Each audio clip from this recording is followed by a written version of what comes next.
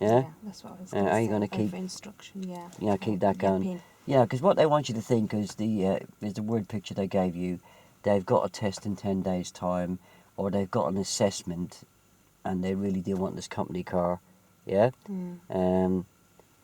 So if you're barking on all the time with the questions, then unless you feel they're not, if it was coming up and they were going to turn right and the subject was to do it mirror signal, position, speed, look routine, and it looked like they were going to cross the path of a car unsafely, and you just had this feeling that they're holding back a little bit, trying to get there, but at the same time, or they're coming up too fast and it doesn't look like they're going to stop.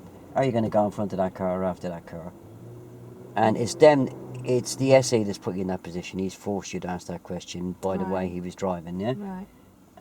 So he couldn't hold that against you.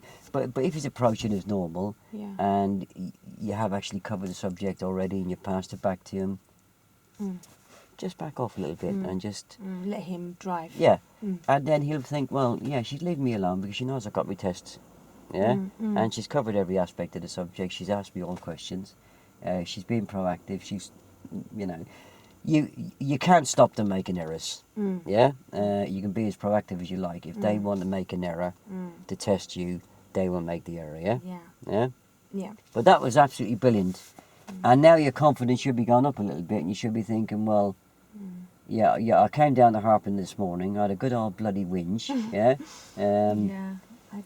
I was losing hope, but that bit of training helped. A few words, wisdom words, as they call it. It helps. I need that push, and I need to know my subject, like you said. Without the subject knowledge, I'm nowhere. And then on top of that, obviously, the practical side of it. Yeah, I mean, I can sit here, and I could take you out for every Saturday for the next 6 weeks leading up to your test, yeah? Yeah. And I could sit there pushing you, yeah? But there comes a point where I've really got to find out, in the same way when you're sitting there, you're trying to find out what I've learned. I've really got to find out if you're learning anything, yeah? And you just showed me there that, you have picked up quite a bit, yeah? Yeah. And I've just got to now give you the confidence to... Yeah, I've got to push it a bit more. Yeah, to actually say what you... Yeah. See it, say it, sort it, yeah? Yeah. And I thought that was very good, and I'm very proud of you.